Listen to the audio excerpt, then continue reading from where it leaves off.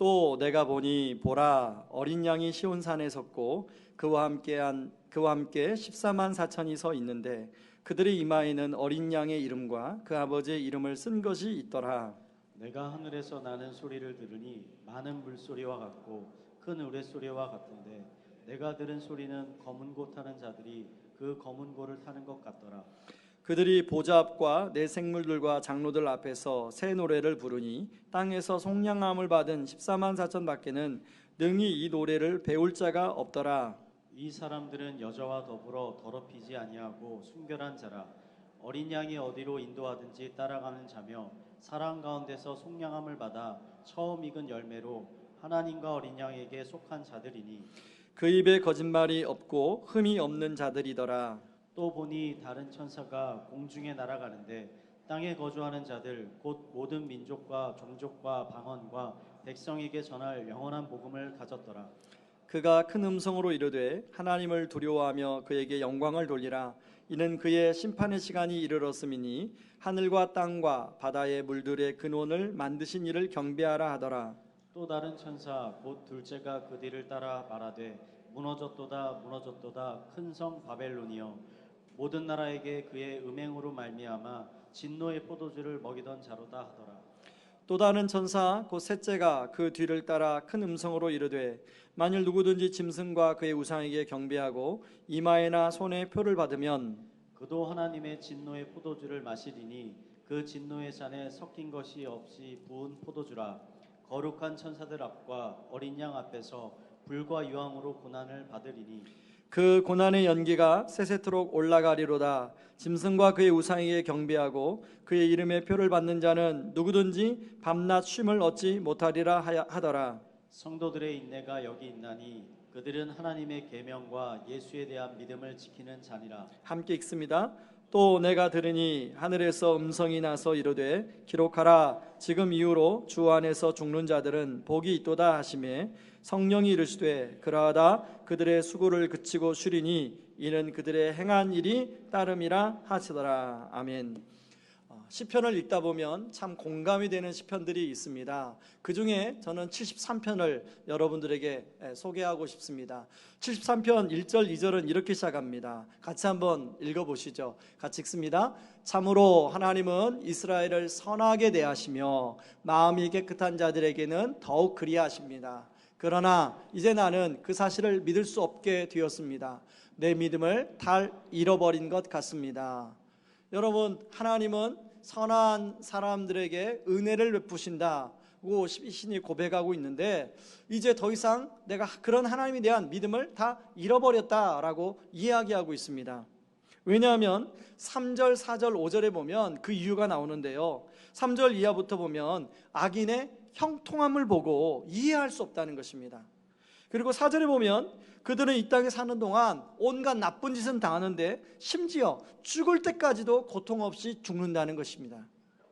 5절에는 사람들이 일반적으로 사람들이 당하는 고난이 오히려 그런 사람들은 다 그런 고난을 피해가더라는 것입니다. 특히 12절부터 14절까지가 하이라이트인데요. 여러분 같이 한번 우리 읽어보시죠. 같이 읽습니다. 볼지어다 이들은 악인들이라도 항상 평안하고 재물은 더욱 불어나도다. 내가 내 마음을 깨끗하게 하며 내 손을 씻어 무지하게 한 것이 실로 헛되도다. 나는 종일 재난을 당하며 아침마다 징벌을 받았도다.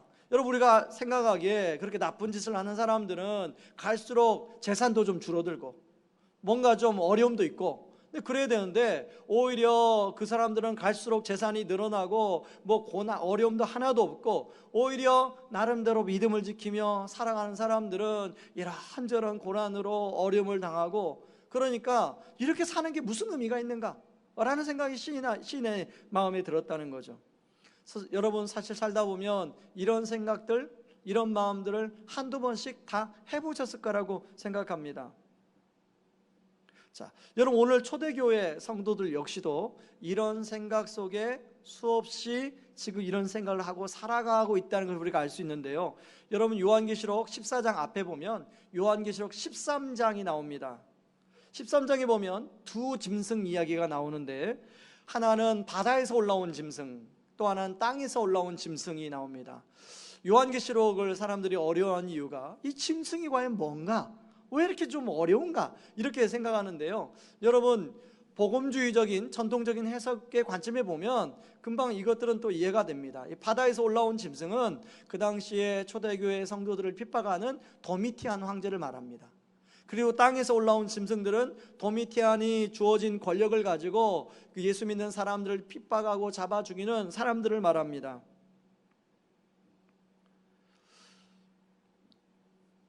그 당시에는 여러분 지난주에 말한 것처럼 도미티안 황제의 신상에 절을 해야만이 여러 가지 살아갈 수가 있는 상황이었어요. 만약에 절을 하지 않으면 감옥에 갇히게 되고 심지어는 처형을 당하게 되는 그런 상황이었습니다.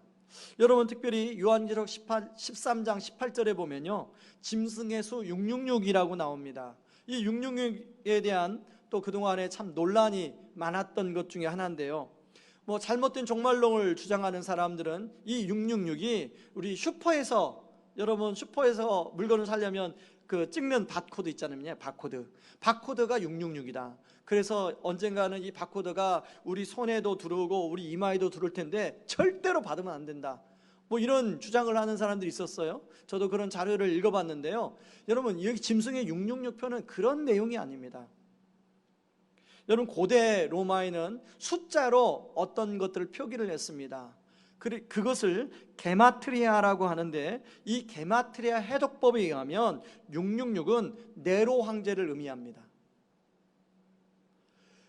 그 당시에 도미티안 황제를 네로 황제의 부활이다 이렇게 얘기하기 때문에 바로 이 짐승의 666은 바로 도미티안 황제를 가리킨다고 볼 수가 있습니다. 그러므로 구절에 나오는 이마와 손에 짐승의 표를 받는다는 것이 바로 이런 도미티안 황제의 숭배에 참여하는 것을 말합니다. 자, 한번 제가 그림을 준비해 왔는데 두 가지 그림을 한번 보시죠.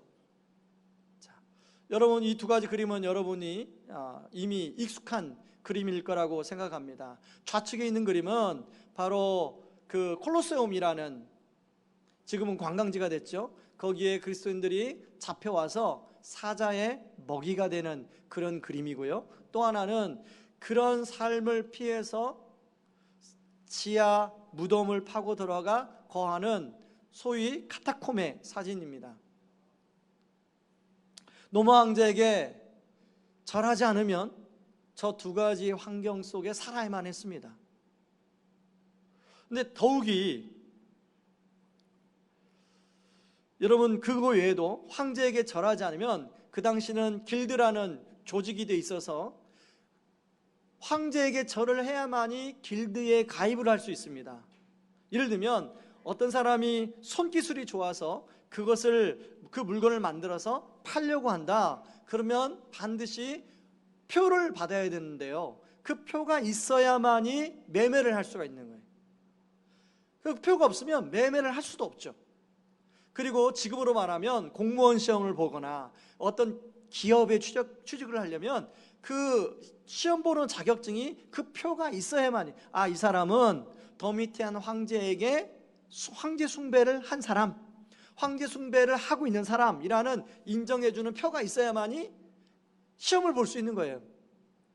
그러니 예수를 믿는 사람들은 그 표가 없잖아요. 시험을 볼 수도 없고, 그러면 가정경제, 소위 살아가는 삶에 여러 가지 어려움이 발생했다는 거예요. 여러분, 믿음 있는 부모야 그렇다지만 자식이 그것 때문에, 부모 때문에 여러 가지 어려움을 당하는 그런 모습을 부모가 볼 때 부모 마음이 너무 아픈 거죠. 여러분, 오늘 본문에 보면 두 이마의 표라는 게 나오는데요, 하나는 9절에 나오는 바로 짐승의 표를 말합니다.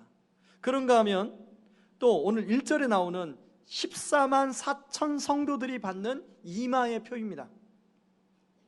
자, 1절에 보면 이마에는 어린 양의 이름과 그 아버지의 이름이 기록되어 있다고 나옵니다. 그 당시에 로마 사람들은 이 두 사이에서 갈림길에 서 있었습니다. 과연 내가 이 사회에서 잘 살아남기 위해서는 무슨 표를 받아야 됩니까? 바로 짐승의 표를 받아야 되는 거예요. 바로 도미티안 황제에게 경배하고 숭배하고 거기서 발행하는 표를 받아야 되는 거예요. 믿음을 끝까지 지키기 위해서는 그 표를 받지 않아야 되는 거예요. 이것은 결코 쉬운 문제가 아니었습니다. 여러분, 오늘날도 경제적인 어떤 그런 문제들이 신앙과 충돌이 될 때가 있지 않습니까? 우리는 포스트 모던 시대에 살고 있습니다. 여러분, 모던 시대와 포스트 모던 시대가 좀 차이가 있는데요, 서로 중요하게 생각하는 가치가 많이 달라졌어요. 옛날에 우리 모던 시대는 아마 제 나이 이상의 분들은 다 모던 시대에 살았을 텐데요, 옛날에 모던 시대에는 여러분들 집안을 지키기 위해서 나 한 몸 희생해야 된다. 우리 집안을 일으키기 위해서 내가 희생해야 된다. 그리고 내가 지금 속해 있는 이 회사를 위해서 나 한 몸 희생하면 회사가 잘 되면 그게 의미가 있다고 생각했던 시대가 모던 시대의 가치였습니다. 맞나요? 그런데 포스트 모던 시대는 그것보다 개인의 행복과 편안한 삶이 더 중요한 가치가 됐어요. 그러니까 가치가 지금 이동이 됐어요. 그러다 보니까 그것이 신앙생활에도 점점 스며들어서 신앙생활도 어떻게 하려고 하냐면, 가급적이면 편하고 내가 행복하면 돼, 나한테 유익하면 돼, 그것이 중요한 가치가 되어버렸습니다. 그리고 그것이 하나님의 뜻이라고 결정하는 시대가 되어버렸어요. 여러분, 그럴 때 우리는 그런 것들이 과연 하나님의 뜻인지 아닌지를 하나님의 말씀으로 비춰봐야 되는 거예요. 이 세상의 흐름이 하나님의 뜻에 위배된다면 그것은 하나님의 뜻이 아니라는 것이죠. 여러분, 저 역시도 대학을 졸업하고 군선교를 하나님의 부르심을 따라 했기 때문에 군선교를 그렇게 선택하면서 취업을 하지 않는다고 집안에서 쫓겨난 경험이 있습니다. 가족들의 온갖 반대에 그리고 시달려 본 경험이 있습니다.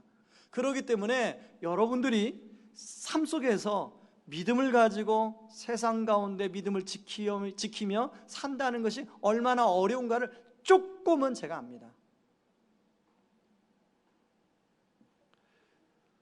여러분, 팀 켈러 목사님은 우리가 어떤 것에 얽매여서 굳어버린 율법주의도 경계해야 되지만 자기 마음대로 편하게 신앙생활하는 자유주의도 경계해야 된다고 이야기하고 있습니다. 여러분, 오늘 이마의 표가 나오는데 이 이마는 우리 삶의 정체성을 말합니다.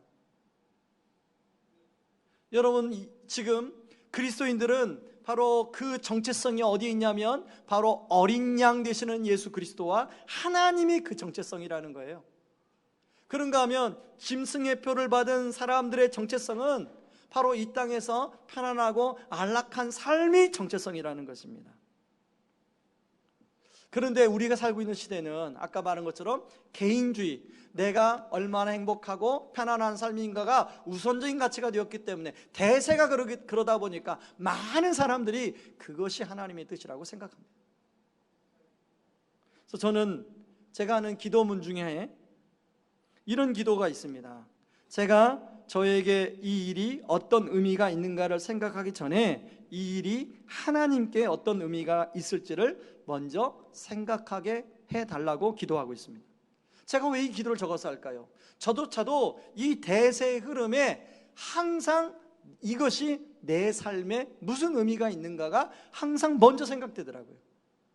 여러분, 목사인 제가 그러는데 여러분들은 어떻겠어요?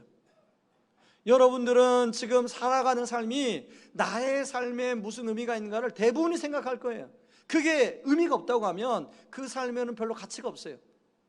그런데 내가 지금 살고 있는 삶이 하나님께 정말로 의미가 있는가를 생각하고 사는 것이 그게 하나님 말씀이라는 거예요.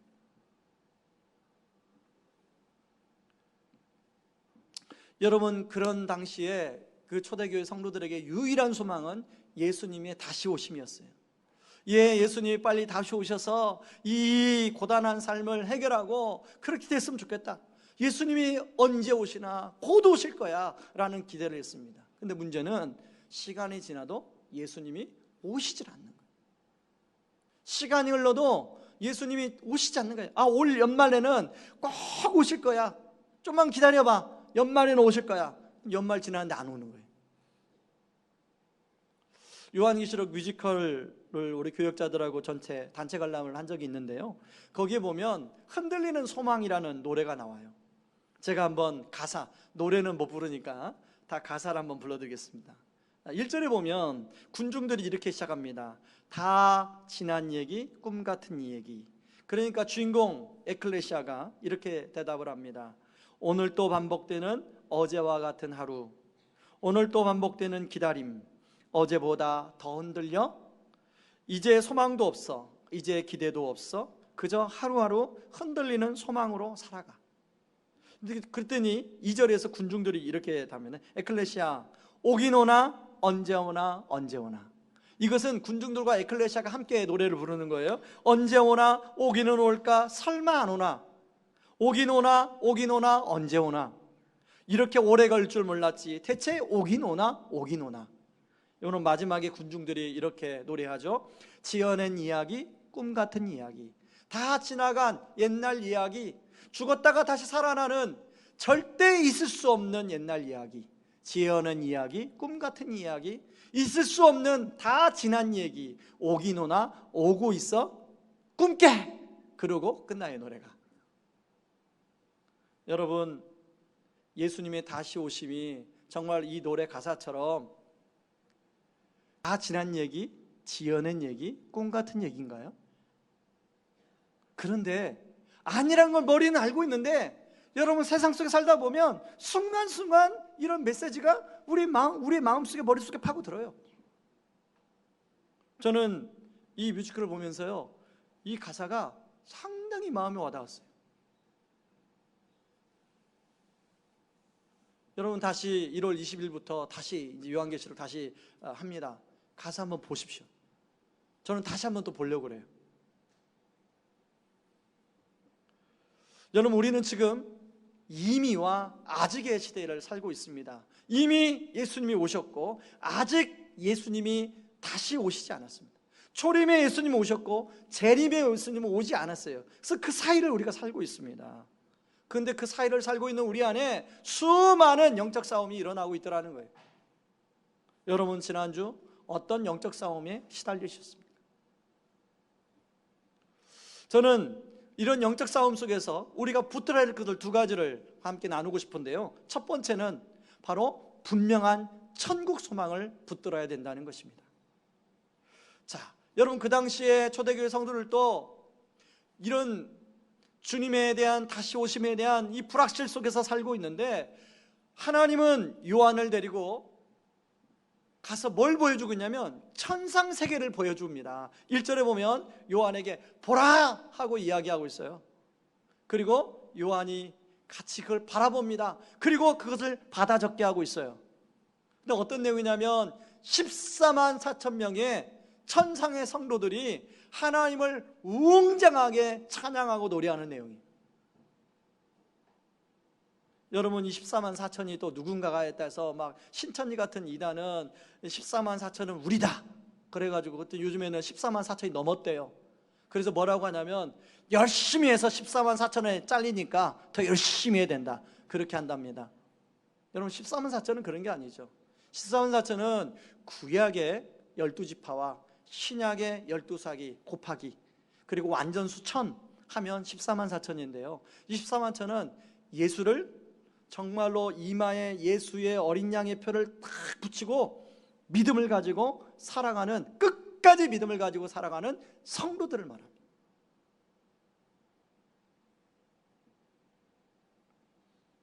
여러분, 요한에게 이것을 보여주는 이유가 뭘까요? 도미티안 황제의 그런 억압과 핍박 속에서 믿음을 붙들고 살아가는 성도들을 격려하기 위함입니다. 여러분, 지난 한 주 동안 여러분들의 삶 가운데 많은 그런 혼란이 있었는데, 하나님 오늘 주일 예배에 여러분을 초청해서 바로 요한계시록 14장 말씀을 통하여 격려하기 위함에 믿음을 가지고 살아가는 게 의미가 있다는 거예요. 고단하고 힘들지만 천국에 들어가면 손에 손잡고 어느 분이 그렇게 표현하더라고요. 강강수월래를 부르며 같이 하나님을 찬양하는 날이 올 것이다. 여러분 옆에 있는 분을 한번 바라보세요. 그분과 손에 손잡고 같이 강강수월래를 추며 하나님을 찬양하는 그날이 곧 오십니다. 그런가 하면 하나는 심판과 지옥의 이미지입니다. 여러분, 심판과 지옥을 이야기하면 우리는 보통 두려움을 가집니다. 그런데 오늘 뭐라고 하냐면 첫 번째 천사가 영원한 복음이다 라고 얘기합니다. 여러분, 심판은요 두려움의 이미지도 있지만 어떤 사람한테는 진정한 정의가 구현되는 날입니다. 예를 들면 억울한 옥살이를 한 사람에게는 제대로 된 재판이 일어나서 그 사람의 억울함이 풀어지고 모든 보상이 주어지면 그것처럼 기쁜 게 어디 있습니까? 여러분, 마지막 때 주님의 제대로 된 심판이 일어나는데, 여러분, 우리가 이 땅을 믿음으로 살면서 얼마나 많은 오해도 받고 얼마나 많은 억울한 일도 있습니까? 저는요, 아까 그 주일학교 그 영상을 보면서 제가 유로회 때 그런 말씀을 드렸어요, 교사들에게. 여러분들은 저는 아이들의 저 애교스러운 모습을 보면서 한 가지 내 마음에 있었던 게 있다. 바로 저 아이들의 저 웃음 안에는 여러분들의 슬픈 눈물이 담겨져 있다. 그리고 여러분, 주일학교 선생님 중에는 믿지 않는 남편을 둔 분이 계시거든요. 여러분, 믿지 않는 남편을 두고 일부 예배 드리고 주일학교 봉사하는 게 쉽지 않잖아요. 그분이 얼마나 겪었을 어려움, 그런 게 거기에 다 담겨져 있다. 아까 우리 초등부 선생님 간증했지만, 여러분, 요즘에 초등학교 교사가 그게 쉬운 일이 아니잖아요. 월, 화, 수, 목, 금까지 근무하면 다른 초등학교 교사들은 막 어디도 놀러도 가고 또 편안하게 쉬기도 하는데, 월화수목 금, 토, 주일까지 와서 근무해야 되잖아요. 제가 몇 개월 전에 봤어요. 저 선생님이 토요일 날 우리 북카페에 와가지고 뭔가 열심히 준비하고 있더라고요. 뭘 준비하나 하기 보니까 다음 주 아이들 수업을 준비하더라고요. 그러니까 이제 선생님들 아마 모임이 있어서 왔나 봐요. 여러분, 그런 거 아닙니까? 근데 그 선생님만 그런 거예요? 아마 여기서 주일학교뿐만 아니라 봉사하고 섬기는 모든 분들이 다 그런 마음을 가지고 하실 거라고 생각합니다. 그런데 그런 것들의, 그런 눈물의 수고가 언제 다 진정한 가치 판단을 받아요? 바로 주님이 오실 때. 두 번째 천사는 뭐라고 하냐면 큰 성 바벨론이 무너졌다고 얘기합니다. 여러분, 이 큰 성 바벨론은 그 당시 도미티안 황제가 권력을 잡고 있던 로마를 말합니다. 그런데 이 큰 성 바벨론은 꼭 그 로마만 말하는 게 아니에요. 지금도 큰 성 바벨론이 있어요. 어떤 권력을 잡고 하나님을 믿는 사람을 핍박하고, 그리고 자기가 마치 하나님처럼 그렇게 살아가는 이 세상의 권력자들이 얼마나 많습니까? 다 큰 성 바벨론인 거예요. 그들이 지금은 막 사람들을 어떻게 하고 그렇게 하지만 그들이 멸망할 때가 온다는 거예요. 세 번째 천사는요, 우상에게 경배하고 이마에 짐승의 표를 받은 사람들이 받게 되는 심판을 이야기하는데요, 10절 11절을 같이 한번 읽어보겠습니다. 같이 읽습니다. 그도 하나님의 진노의 포도주를 마시리니 그 진노의 잔에 섞인 것이 없이 부은 포도주라. 거룩한 천사들 앞과 어린 양 앞에서 불과 유황으로 고난을 받으리니 그 고난의 연기가 세세토록 올라가리로다. 짐승과 그의 우상에게 경배하고 그의 이름표를 받는 자는 누구든지 밤낮 쉼을 얻지 못하리라 하더라. 여러분, 목사에게 지옥에 관한 설교하는 건 굉장히 부담스러운 일입니다. 그래서 가급적 안 하려고 그래요. 그러나 성경은 분명히 지옥에 대해서 이야기하고 있습니다. 영원한 천국도 있지만 영원한 지옥도 있다는 거예요.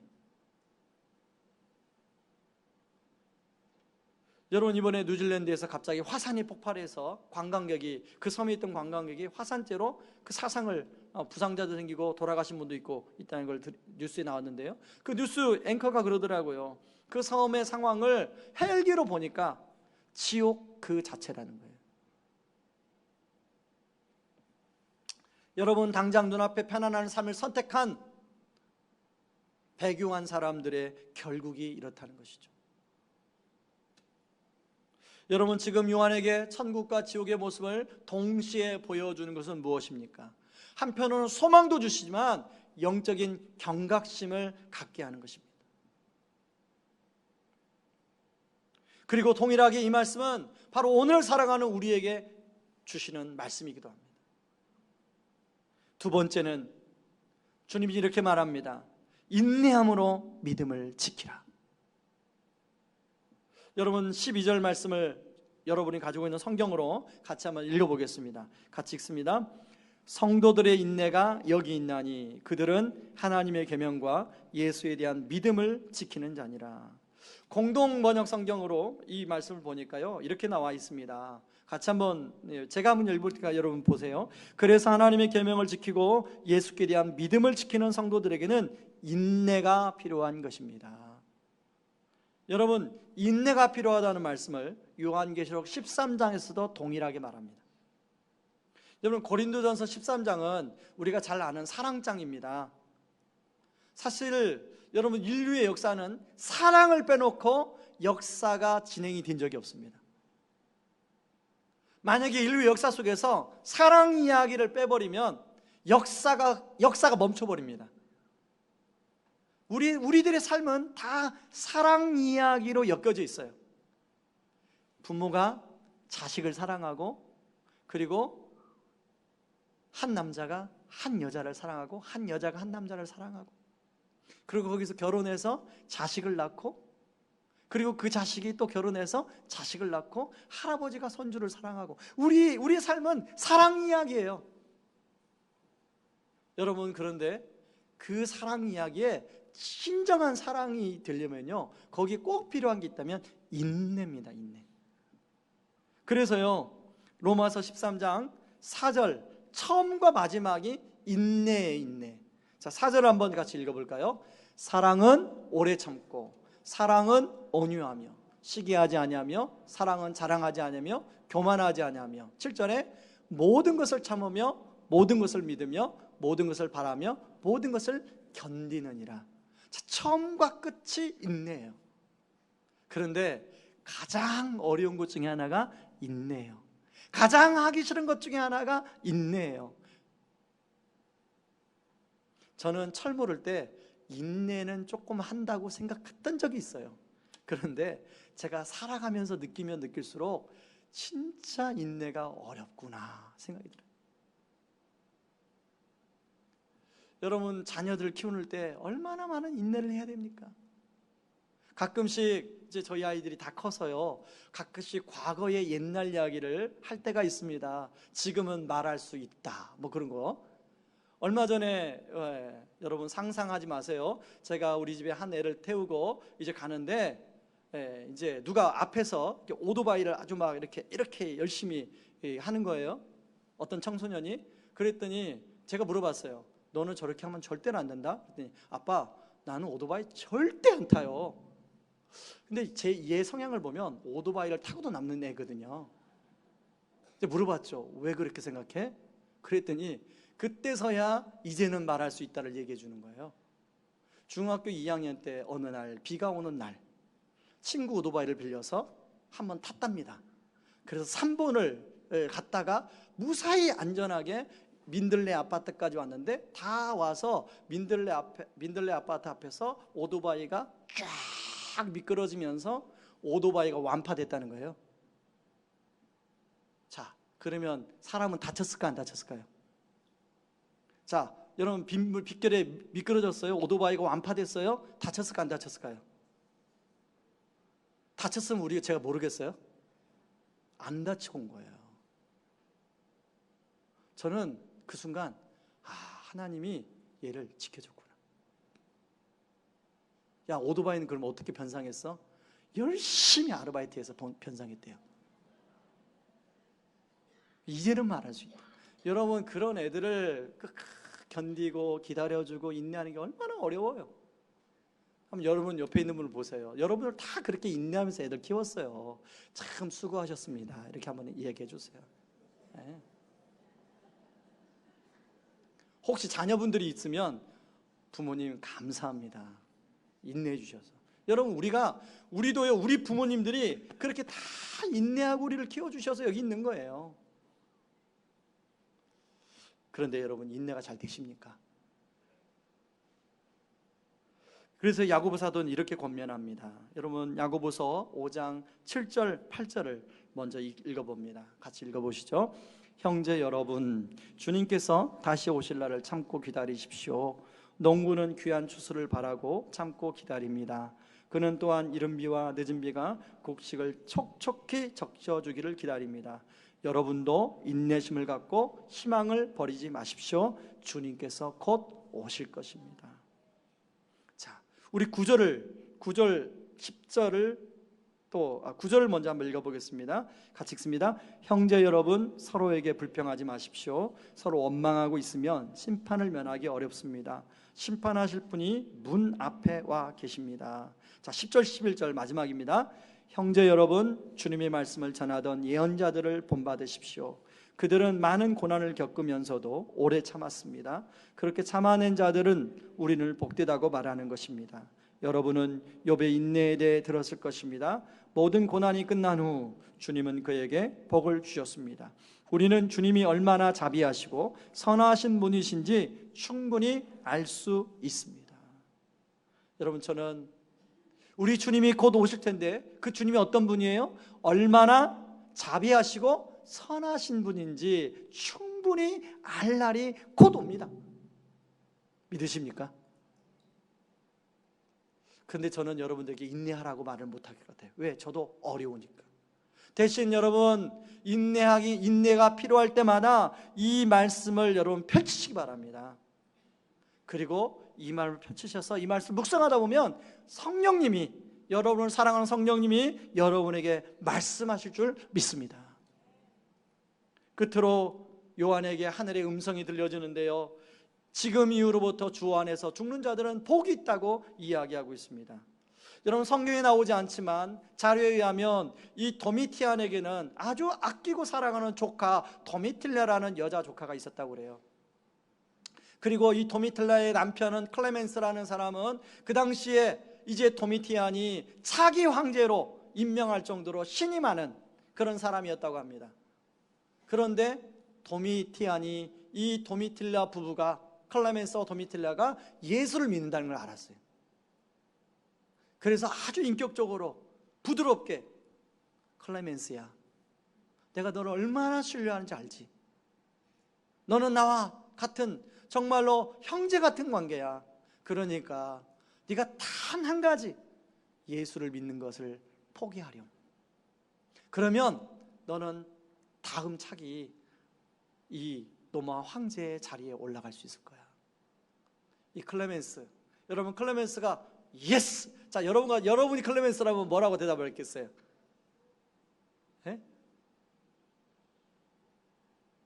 예스! 라고만 했으면 살아남고 황제의 직위에 등극할 수 있었겠죠. 그런데 아니요. 이 도미티안이 그 말을 듣고 너무 괴로워했다고 그래요. 왜? 아끼고 사랑하고 신이 많은 사람이니까. 그런데 다른 사람들이 보는 눈이 있기 때문에, 자기의 권력을 또 유지해야 되기 때문에 이 클레멘스를 공개 처형을 시켰답니다. 그리고 도미틸라를 멀리 유배를 보냈다고 그래요. 여러분, 이 황제에 가까운 사람도 이런데 얼마나 많은 사람들이 당시에 순교를 당했겠어요. 그런데 그렇게 예수 믿는 것 때문에 억울하고 오해를 받고 고개 갇히고 순교당하는 걸 주님이 알고 있다는 거예요. 주 안에서 죽는 자들은 복이 있다. 왜요? 이 땅의 인생이 이 땅의 죽음으로 끝난다는 게 아니기 때문에. 우리 인생은 이 땅에서의 죽음으로 끝나는 것이 아니라 죽음 이후의 세계가 있어요. 영원한 천국도 있지만 영원한 지옥도 있습니다. 여러분, 앞에서 살펴본 시편 73편으로 다시 돌아가겠습니다. 시편 73편에서 시인이 이렇게 말하죠. 하나님, 왜 악인들을 징계하지 않으십니까? 하나님, 공정하십니까? 공평하십니까? 17절 19절에 이 신이 깨닫고 이런 고백을 합니다. 17절 18절 19절 같이 한번 읽어봅니다. 하나님의 성소에 들어갈 때에야 그들의 종말을 내가 깨달았나이다. 주께서 참으로 그들을 미끄러운 곳에 두시며 파멸을 던지시니 그들이 어찌하여 그리 갑자기 황폐되었는가 놀랄 정도로 그들은 전멸하였나이다.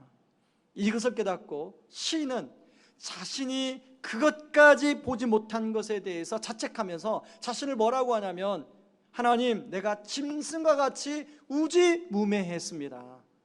그래서 제가 깨닫지 못하고, 거기까지 깨닫지 못하고 내가 보는 것만 깨닫고 그런 말을 했는 걸 저를 용서해 달라고. 그런데 하나님은 이런 신을